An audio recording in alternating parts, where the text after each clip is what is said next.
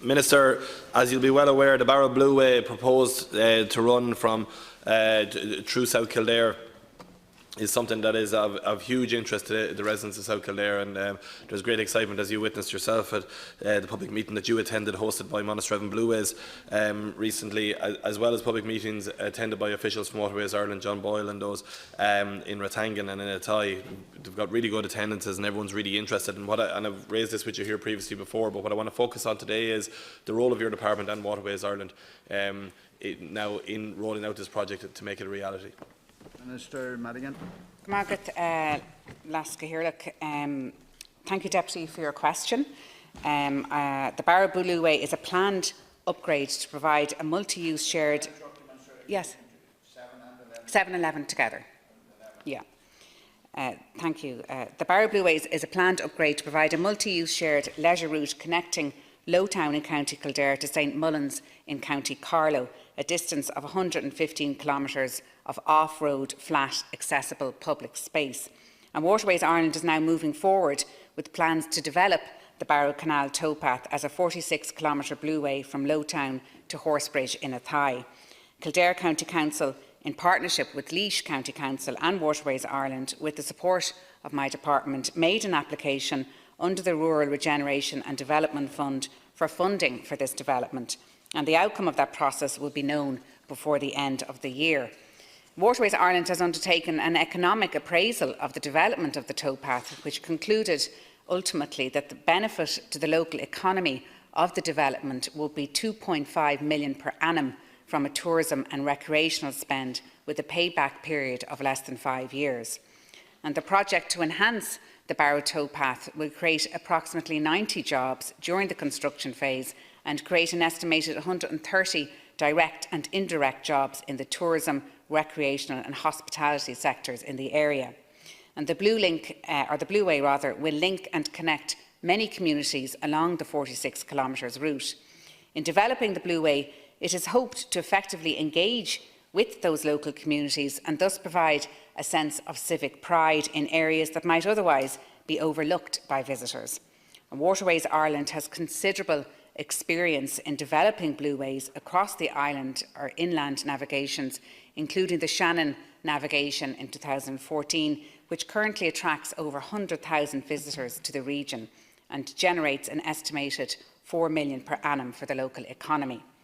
Waterways Ireland will actively work with other bodies in the region to progress the development of the initiative in Kildare and Laois, and it will provide assistance to the local authorities in sourcing appropriate funding for the project and will be centrally involved in the construction phase if funding is obtained.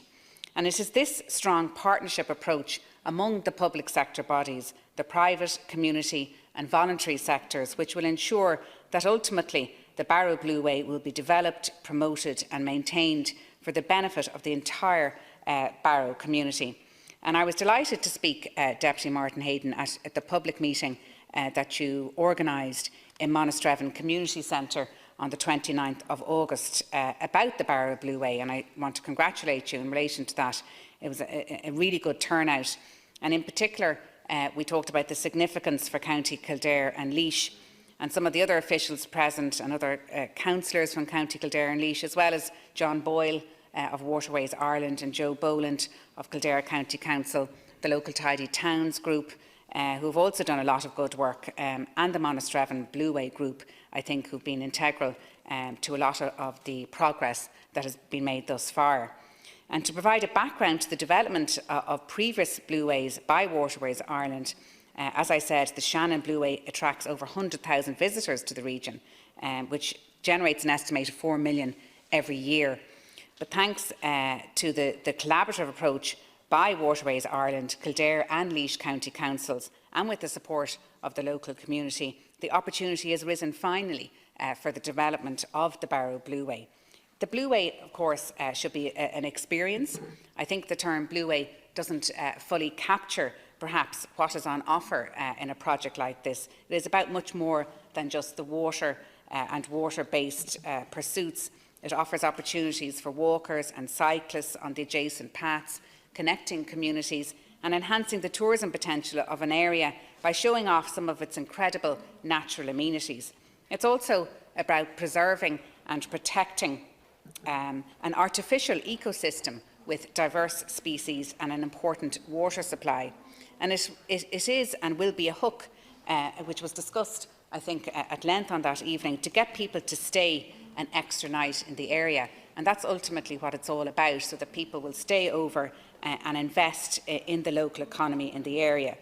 But to be realistic, this is a 3-year project, and as with all projects, a funding package needs to be put together. You'll have 2 more opportunities. Deputy Heydon. Thank Minister for your response, and acknowledge the role that you and your department have made, along with Waterways Ireland, in making that decision over the summer. That was absolutely crucial, that I raised with you here before the summer recess about the need of, when we lost out in the planning application to the south of Athy element of the proposed Barrow Blueway of the 115 kilometres as it was then. It was a very brave decision and the right decision, I believe, for you and for Waterways Ireland to now proceed with the 46 kilometres that we do have planning for.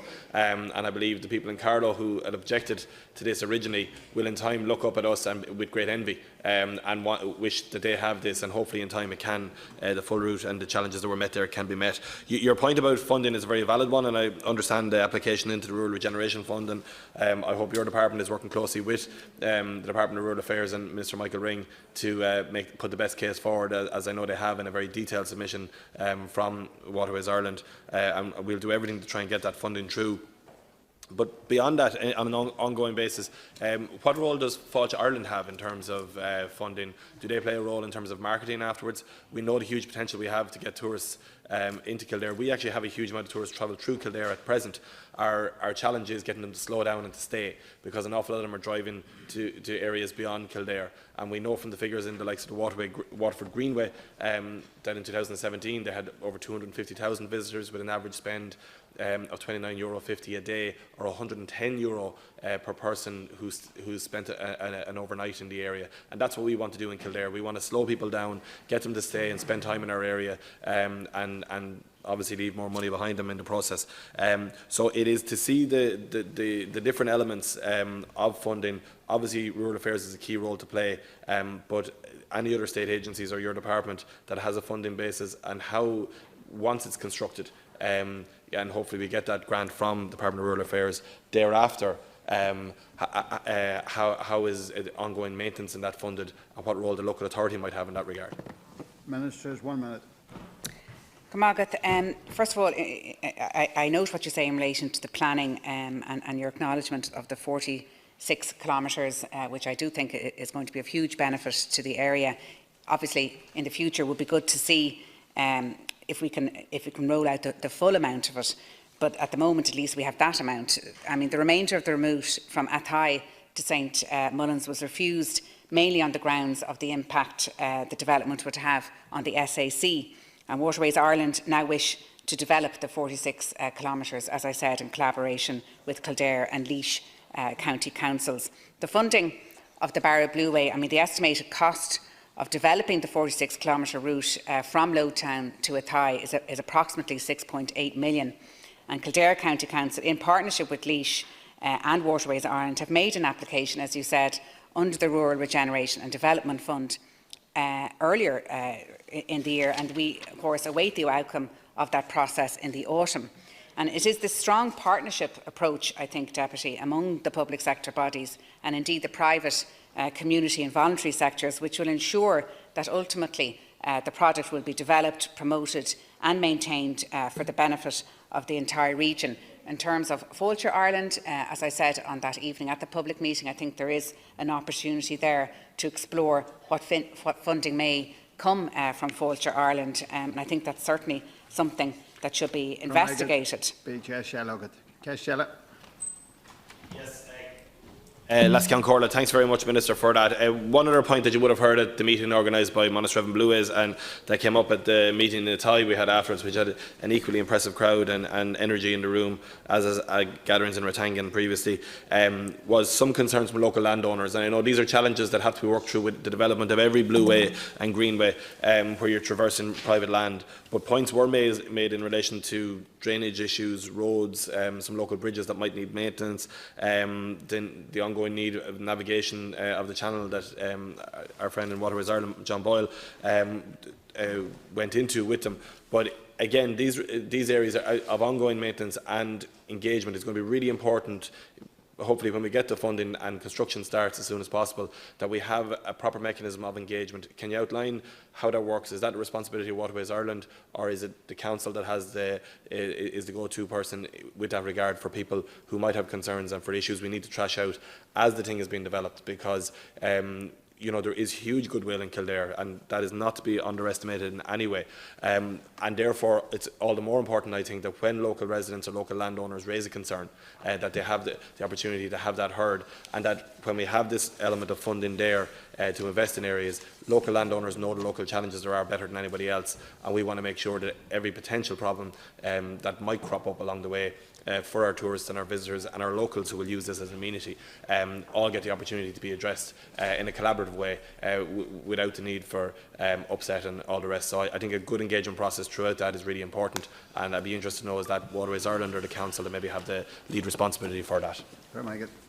Final response from the Minister. Margaret, I think, Deputy, it would be a collaborative approach in relation to the canals. Waterways Ireland is ultimately guided by its 3-year aquatic weed management plan, and it's informed by operational needs and best international practice. The plan considers both protected and invasive aquatic weed species and pays due cognizance to the need for biosecurity during all aquatic weed control operations in order to minimise the spread of invasive alien species, which is actually important when you're talking about dredging and talking about making sure that the canals are clear. And aquatic vegetation growing in the navigation channels is not removed by dredging, but it's controlled by cutting with weed boat, weed harvester during the growing season, which is May to October, as resources permit and is currently ongoing. But these are things that we're fully aware of, and I know that some of the members that were there on the evening were also talking about making sure that the boats can go through the canal, which is, of course, there's no point having a canal unless it's properly maintained and looked after, and Waterways Ireland certainly do as much as they can because we want to make sure that people will be able to canoe and kayak and be able to enjoy the quality experience on our canals, and Waterways Ireland is always conscious of that with all of its canals around the country.